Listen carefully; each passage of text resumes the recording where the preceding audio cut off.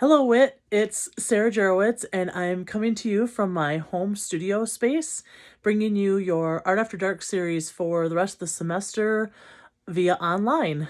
Every Tuesday night, I'll provide a demo for you on video, and you can stop and watch it as much as you need to follow along and to try your hand at the projects that I present to you.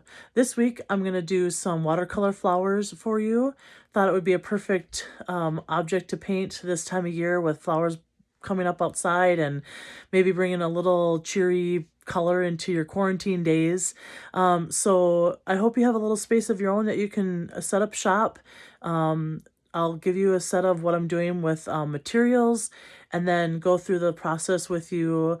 And I hope you enjoy it. And it's a nice little relaxation, a little break in your otherwise regularly scheduled quarantine day. So take care, good luck, have fun. If you have any questions about anything I do in any of these series of projects, just reach out and give me a shout, and I'll be happy to help you out.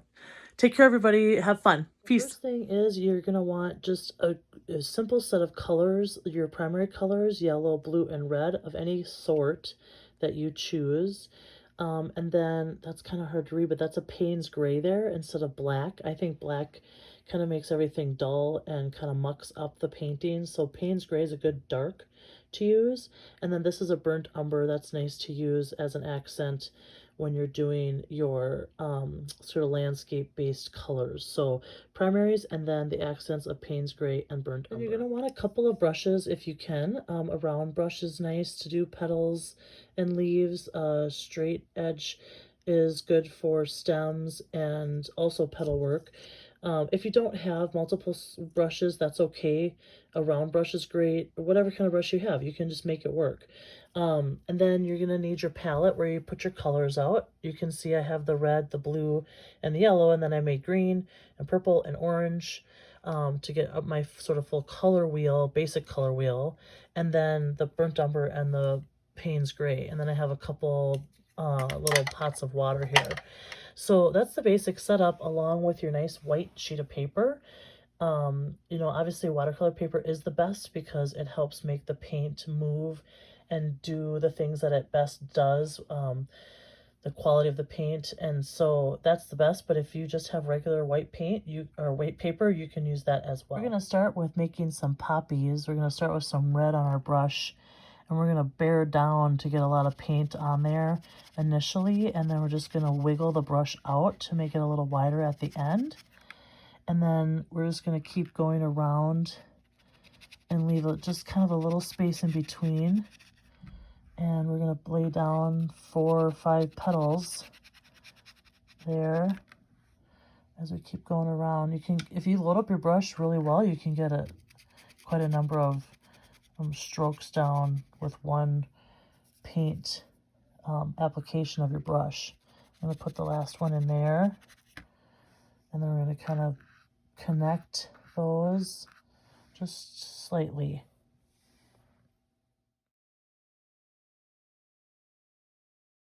Once I have the flowers blocked in place, then it'll be a nice idea to let some of the paint to dry just a little bit, and you can go in and put some stems in. I never get too worried about this being exact because I think it's nice to just have this sense of these stems coming through and coming together at the bottom. So I don't get too worked up in that.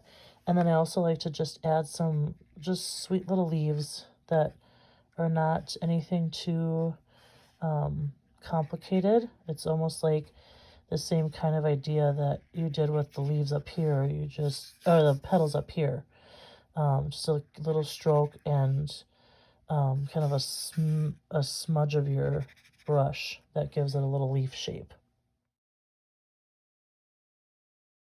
So I just finished it up with some Payne's gray in the middle there for the center of the flower, and then added some Payne's gray into the stems too to give them a little depth. So those are the poppies.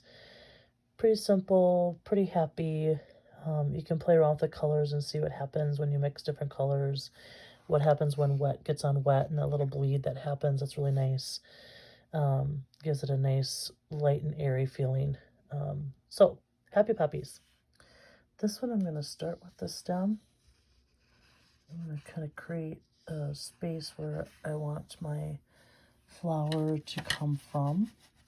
So I'm going to create the stem first on this one. And I'm going to create a purple flower in here. In this space here. Mixing my red and my blue together. And create a purple flower.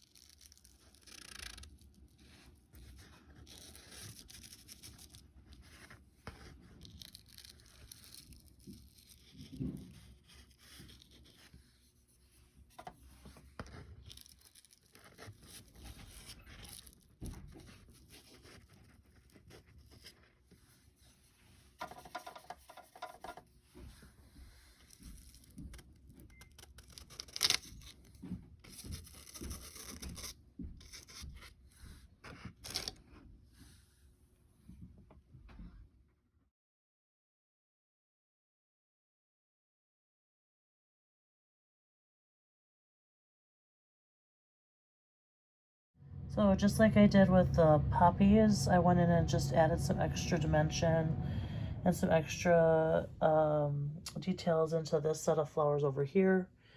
And so they have a little bit bolder, bigger flowers in this set. And then in the poppies, a little bit sweeter, lighter flowers. So enjoy playing around with them. So have fun creating, and hopefully you learned a couple little tips and some fun things to think about when you're using your watercolor paints. I would love it if you did a painting, if you would tag what's happening, hashtag art after dark. That would be really cool. Art After Dark with Sarah J, even cooler. What can I say? That'd be fun. I'd love to see your stuff out there on social media, what you come up with, and what you're doing to enjoy some art making this last half of the semester, last part of the school year. That's it for this week, everybody. I hope you enjoyed making your watercolor flowers. And like I said, if you make something, tag what's happening when you put it on social media, and hashtag Art After Dark with Sarah J would be really cool. That'd be fun to see that out and about there in Wit World. So have a great week, everybody. We'll see you next week.